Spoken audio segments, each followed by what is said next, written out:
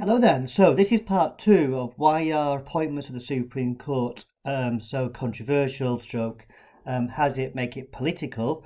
Now you saw for the last video about how politicised the whole process has been. It's not really what the Founding Fathers intended, but it's what's been the result. And perhaps it isn't surprising that politicians obviously will make it political, but certainly these judges now are quite controversial appointments, and you're seeing judges voting on party lines. So in your workbook, there's some questions based on this. I think it's called What is Wrong with the Judicial System? Instead of trying to find the booklet. And the first one is having a look at Merrick Garland. So what I'm going to do, I've got a little PowerPoint which explains what happened regarding Merrick Garland. I've got one which explains a little bit what happens with Brett Kavanaugh, and then you need to basically get on with some work on these things. If you give me a moment or two, I will get up the PowerPoint. Okay then, so let's go over some of the things about what is wrong with the appointment process. The first thing to notice is not the intention of the Founding Fathers. James Madison, the Federalist Papers, regarding judicial independence, what he said was, the independence of the judges may be an essential safeguard against the effects of occasional ill humours in society. I do love that phrase, ill humours in society. So clearly they believed independence was really important from the judiciary. Regarding the role of the Senate being involved in appointments, he does say in Federalist Paper 72, to what purpose then require the cooperation of the Senate? And then he answers himself and says, it would be an excellent check upon a spirit of favouritism in the President, and would tend greatly to prevent the appointment of unfit characters from state prejudice and family connections. So you can see that they believe the Senate will be a way of moderating the President's choice of judges. It'd be a way of ensuring that the best people actually got the jobs and wasn't just the mate of the President, basically. But as we've seen from that video, it hasn't quite gone to plan. I think it's probably fair to say.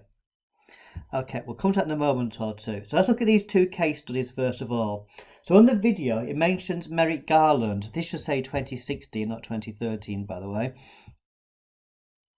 So what happened here was on the 13th of Feb 2016, Justice Antonin Scalia died. He was a strong conservative on the court. He was one of these, he believed very much that the Constitution goes back to 1787. He wrote very strong opinions. Interestingly, he was very friendly with Ruth Ginsburg. They often spent New Year together and things like that. But anyhow, so very strong conservative died, okay? And there's a picture of Justice Scalia. Now, obviously, Barack Obama was the president at this time. It was in his final year of office. This took place in February. The general election will be in the November time. Nowhere in the Constitution does it say the president cannot appoint a judge in the last year. So Obama put forward someone called Merrick Garland. Now, aware that the Senate was run by the Republicans, he knew he wouldn't be able to get a Ruth Ginsburg character through the US Senate. But he wasn't going to appoint someone in the same mould as Justice Scalia either. So he probably went as conservative as he was going to get by appointing or putting forward Merrick Garland. He thought that many moderate Republicans might quite like him. He has struck a long career on the federal judicial system. He actually prosecuted and called for the death penalty of Timothy McVeigh for blowing up the Oklahoma federal building in the mid-1990s. So, he wasn't some kind of flame-throwing liberal. He was probably quite a moderate. I think that's probably the fair thing to say. However, this did not please the Republicans. They wanted someone like Scalia. There's Merrick Garland on the left, if you're unsure. Now, what the Republicans did, they did not want this guy elected. Nominated, sorry. They were going to do everything they could to prevent him from being made a Supreme Court justice. And because they ran the Senate, what they decided to do was just not invite him to come to the Senate in order to go through the hearings. So Senator Grassley, who chaired the committee, and then the Senate Majority Leader Mitch McConnell, they just refused to invite him to come to the US Senate. Therefore, he could not have the Judicial Committee questioning, and therefore he could not be voted onto the Supreme Court, or not, as the case may have been. As a consequence, in fact, there's Grassley and Mitch McConnell on the bottom left. As a consequence, the Supreme Court seat fell vacant for the year. The justification made by Mitch McConnell and also Senator Lindsey Graham of South Carolina was that a president could not appoint someone on the Supreme Court in their final year of office. That is something which a future president should do. They then conveniently forgot these arguments this year when obviously Ruth Bader Ginsburg died 2 months before the election, and they rushed through the appointment of Amy Coney Barrett. So all those arguments they made about you cannot appoint a new judge in your last 12 months of office, blah, blah, blah, blah, blah, was then quickly forgotten about.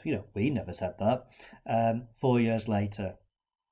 Also, I'm sure you've all read the Constitution, and it doesn't say anything about the timings of Supreme Court judges being appointed either.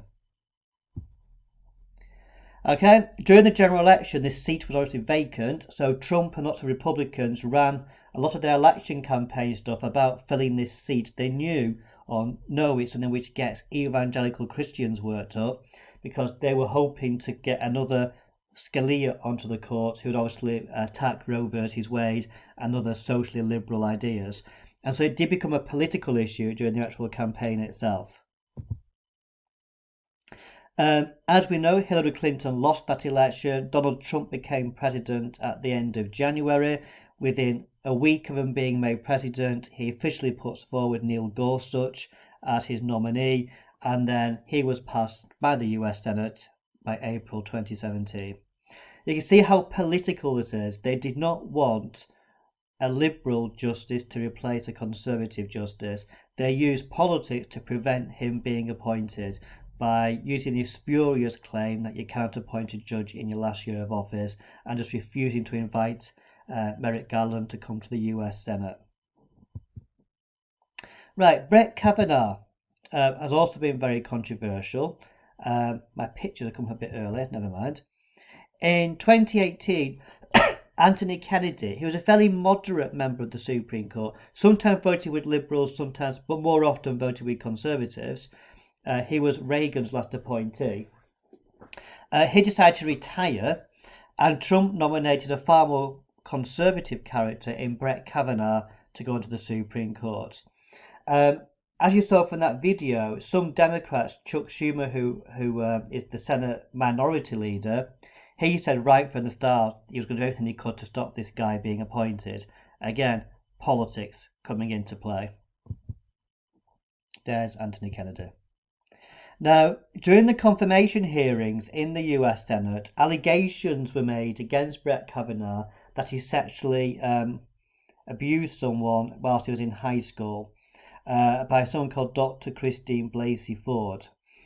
She claimed that she'd been essentially raped by him when she was 16 and he was 16 or something of that nature. Now, these allegations are quite convenient, many Republicans thought, because Democrats didn't want this person appointed. And it obviously became a lot of a media circus, it has to be said.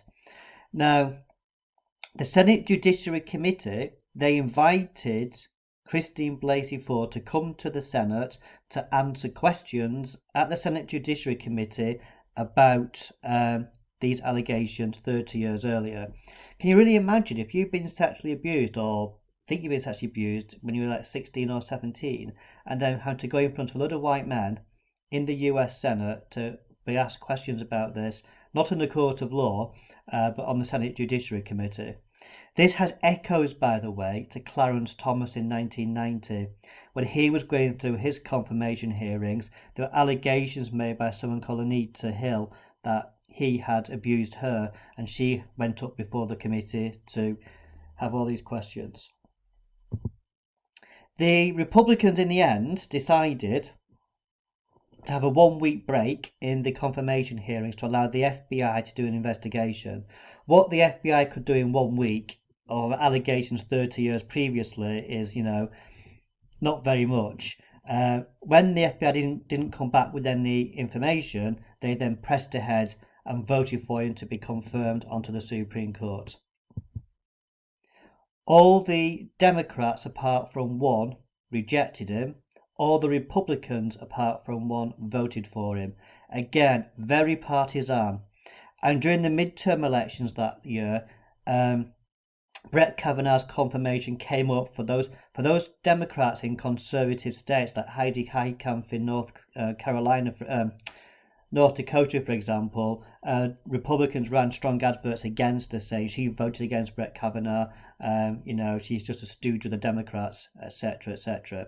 Which is probably why Joe Manchin voted for him, because he represented a conservative West Virginia. Now, this is what Ruth Ginsburg was discussing on that little video you saw, which again shows the politicised nature of confirmation hearings. So, as you can see, Justice Scalia at the bottom was probably one of the most conservative judges on the Supreme Court, yet he had all Republicans and all Democrats voted for him in 1986. Although they disagree with his views, many Democrats, they could not really criticise his judicial kind of capabilities. Same for Anthony Kennedy, and the same for Ginsburg as well, and Stephen Breyer. These people were getting the majority of the other side voting for them on the Senate. In recent years, Sonia Sotomayor onwards, look how political it is.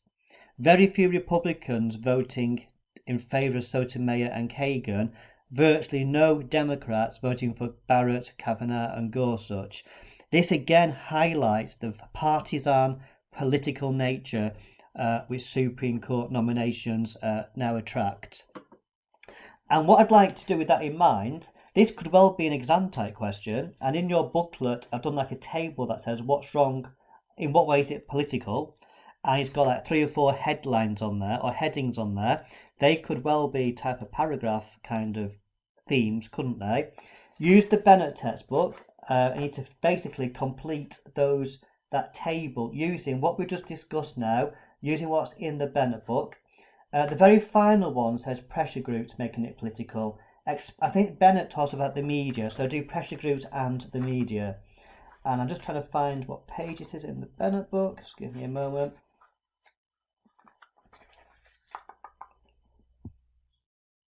Okay, it's page 181 of Bennett, all the way through to page 184.